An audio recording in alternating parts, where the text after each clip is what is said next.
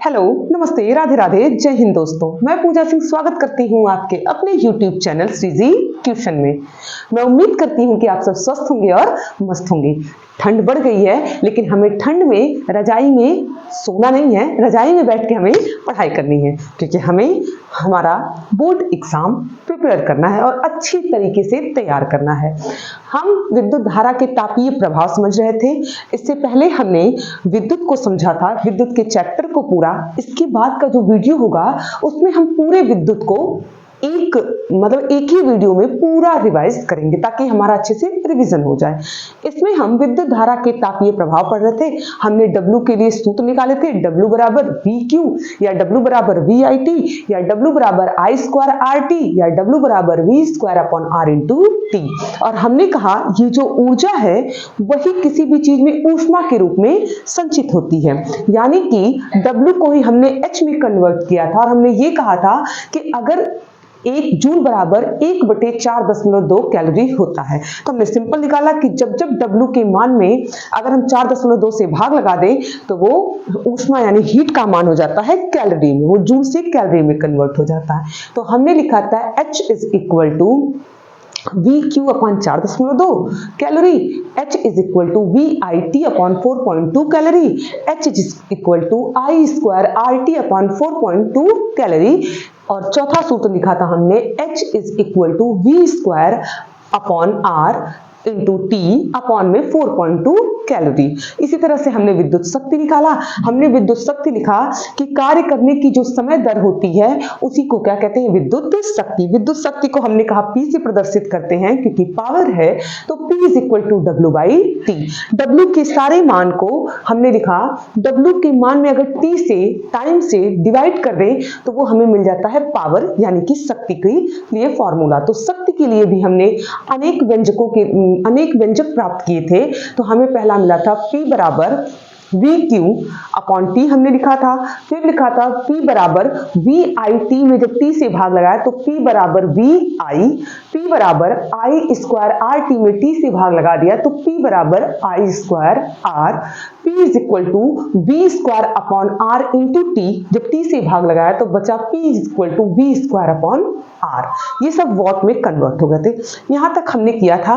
अब हमने कहा था कि विद्युत धारा के तापीय प्रभाव पर आधारित कुछ उपकरण हैं जिन्हें हम अपने घरों में यूज करते हैं। ज्यादा इंपॉर्टेंट ये नहीं है कि उन्हें हम अपने घरों में यूज करते हैं, बल्कि इंपॉर्टेंट ये है कि वो हमारे एग्जाम में पूछे जाते हैं और हमें 2, 3, 4 जितने भी नंबर में आते हैं वो हमें दे के जाते हैं। एक आसान सा आपके पास है विद्युत बल्ब। विद्युत बल्ब क्या है? पहली बात तो ये हर बच्चे के लिए काफी आसान होता है। क्यों? क्योंकि आपको फिगर बनाना होता है। इसमें ना तो एक लाइन भी आपको PQR कुछ नहीं लिखना है, ना कोई न्यूमेरिकल सॉल्व करना है, कुछ नहीं, बस इतिहास की तरह इसको रट जाना है और एग्जाम में बढ़िया से नंबर। और लगभग आप देखेंगे अनसॉल्व उठा के तो आपको हर साल के क्वेश्चन पेपर में ये मिलेगा। तो हमारा आज का टॉपिक है विद्युत बल्ब। तो चलिए जल्दी से हम विद्युत बल्ब को समझते हैं। विद्युत बल्ब क्या है? तो हमने कहा विद्युत बल्ब एक ऐसा उपकरण है, एक यंत्र है जो विद्युत ऊर्जा को किसमें बदलता है? प्रकाश ऊर्जा में। जब बल्ब जलाते हैं तो हमारे आपके घर में क्या हो जाता है? उजाला, जिससे हमें चीजें क्या होती हैं? दिखाई देती हैं। तो हमने कहा विद्युत बल्ब एक ऐसा उपकरण है जो विद्युत ऊर्जा को प्रकाश ऊर्जा में बदलता है। आपने सिंपल लिखा। अगली लाइन आप लिखेंगे विद्युत बल्ब किस पर आधारित है? तो आप अपनी बात को समझाने के लिए, क्योंकि जो कॉपी चेक कर रहा है उसे आपको अपनी बात समझानी है, तो आप कहेंगे विद्युत बल्ब विद्युत धारा के तापीय प्रभाव के सिद्धांत पर कार्य करता है। उसी पर आधारित एक ऐसे एग्जाम्पल हम इसको देख रहे हैं। ठीक, अब हम देखते हैं ये क्या है। ये विद्युत बल्ब का फिगर है। तो विद्युत बल्ब का आपको फिगर बनाना है। आप फिगर देख लीजिए, फिर जो उसकी संरचना लिखे उसको देख लेते हैं। क्या हम कहते हैं, ये जो विद्युत बल्ब है कांच का एक खोखला गोला है। बल्ब आप सबने देखा होगा, आपके घर में होगा, गांव में लोग बल्ब बोलते हैं, बल्ब, सूर्य बल्ब। ये LED उठा के मत देखने लगेगा, सूर्य बल्ब। विद्युत बल्ब कांच का एक खोखला गोला है, ठीक, जिसके भीतर, इसके भीतर अक्रिय गैसें भर देते हैं। अक्रिय गैस का मतलब होता है जिससे वो किसी से क्रिया न करें, जो क्रियाशील नहीं होती हैं वो गैसें भरते हैं। इसके भीतर अक्रिय गैस भर देते हैं। बल्ब के ऊपर, यहाँ देखिए बल्ब के ऊपर एल्यूमिनियम की टोपी, ऊपर देखिएगा ब्लैक कलर कैसे लगा, बल्ब के ऊपर एल्यूमिनियम, ब्लैक नहीं सॉरी वो तो होल्डर होता है, एल्यूमिनियम की टोपी लगा देते हैं, टोपी के दोनों तरफ 2 पिन लगा देते हैं। ठीक, फिर बल्ब के ऊपर आप उठा के देखिएगा ब्लैक कलर का आपको दिखाई देगा, जिसको कहते हैं चपड़ा या लाख, बल्ब को बंद कर देते हैं चपड़े या लाख से, और उसके ऊपर फिर आप देखेंगे तो आपको व्हाइट कलर में दिखाई देगा हल्का जस्ते के कलर का, जस्ते के टांके, 2 टांके लगे होते हैं, जस्ते के 2 टांके लगा देते हैं। और इसमें ये जो कांच की जो लाइनें होती है, कांच की नली, 2 नली को जोड़ते हुए ले आते हैं, और इसके नीचे वाले भाग में एक तंतु लगा, एक पतला सा एक महीन सा तार होता है, ऐसे करके जाता है, वो महीन तार जो बना होता है उसको फिलामेंट कहते हैं। फिलामेंट यानी कि तंतु, हिंदी में उसको तंतु कहते हैं, जो कि किसका बना होता है, टंगस्टन का। ये 1 नंबर में आपसे पूछा जाता है ऑप्शनल में कि फिलामेंट किसका बना होता है, तो टंगस्टन का। टंगस्टन का क्यों यूज करते हैं, क्योंकि उसका गलनांक बहुत ज्यादा होता है, उच्च गलनांक होता है, जल्दी वो गलता, पता चला आपके घर में लाइट आए, बल्ब गल गया, तार गल गया ना, आपके घर में उजाला हुआ, बल्ब फूटा, सो अलग से पैसा बर्बाद हुआ, सो अलग से। तो अपने पैसों को बचाने के लिए और लोग उसे यूज कर पाए इसलिए टंगस्टन का यूज करते हैं। ये रहा चित्र, जैसे जैसे बनाया वैसे वैसे लिखा हमने। विद्युत बल्ब कांच का एक खोखला गोला होता है, ठीक, जिसके भीतर अक्रिय गैस भरी है, हमने लिखा जिसके भीतर अक्रिय गैस भरी होती है। बल्ब के ऊपर एल्यूमिनियम की, ये रही एल्यूमिनियम की टोपी, एल्यूमिनियम की टोपी लगी होती है, जिसके दोनों ओर 2 पिने, यहाँ 2 पिने लगी होती हैं। टोपी के मुंह को लाख या चपड़ा, एक ही चीज है, लाख या चपड़े से बंद कर देते हैं, यहाँ ऊपर वाले पे बंद कर देते हैं। चपड़े के ऊपर 2 टांके लगाते हैं। ये टांके किसके लगे होते हैं, जस्ते के लगे होते हैं। एक लाइन कम करने के लिए हमने लिखा 2 टांके कोष्टक में जस्ते के लगे होते हैं, जिसका संबंध 2 मोटे तारों से होता है, जिन्हें कांच की नली से होकर बल्ब के अंदर लाया जाता है। ये कांच की नली, इन्हीं के अंदर ये वायर लगा देते हैं, जो बाहर दूसरे वायर से जब कनेक्ट करते हैं होल्डर में तो हमारी बल्ब हमारा जल जाता है, जिन्हें कांच की नली से होकर बल्ब के अंदर लाया जाता है। इनके आंतरिक सिरों के बीच, इनके जो आंतरिक सिरे हैं दोनों तार के, इनके बीच टंगस्टन, जिसका गलनांक बहुत उच्च है।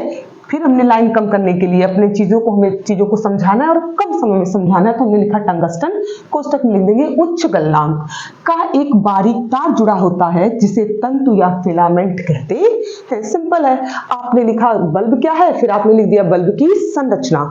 आपको फ्री के, इसको कहते हैं फ्री के 2 नंबर मिल रहे हैं, और आपको अब लिखनी है इसकी कार्यविधि। कार्यविधि क्या होगा, आप क्या करेंगे, बल्ब को ले जाके होल्डर में लगाएंगे, जैसे आपने बल्ब को होल्डर में लगाया, वहां से विद्युत जी आई, इधर अंदर घुसी, और जो ये फिलामेंट है, ये तंतु है, ये जल गया, और जल के ये तप्त हो गया, बिल्कुल तपेगा, और तपने के बाद ये क्या होगा, प्रकाश देगा। वैसे भी आपको तप्त या तपना या विद्युत धारा का तापीय प्रभाव कठिन नहीं लग रहा होगा, क्योंकि हम यूपी बोर्ड के लिए पढ़ रहे हैं और हम यूपी वाले हैं। हमारे यहाँ वैसे भी वो है ना, लोग कहते हैं कि दुनिया आग सेकती है, जी हम तो आग तापते हैं, तो हमें तापने शब्द से हमारा पुराना याराना है। अब लिखते हैं हम कार्यविधि। कार्यविधि क्या लिखते हैं, जब बल्ब में विद्युत धारा प्रवाहित की जाती है, जब बल्ब में विद्युत धारा प्रवाहित की जाती है,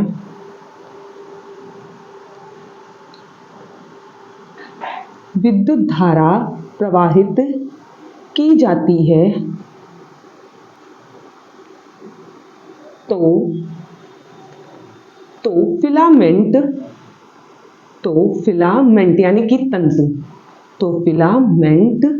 यानी कि तंतु, श्वेत तप्त होकर, श्वेत सफेद रंग का, बिल्कुल श्वेत तप्त होकर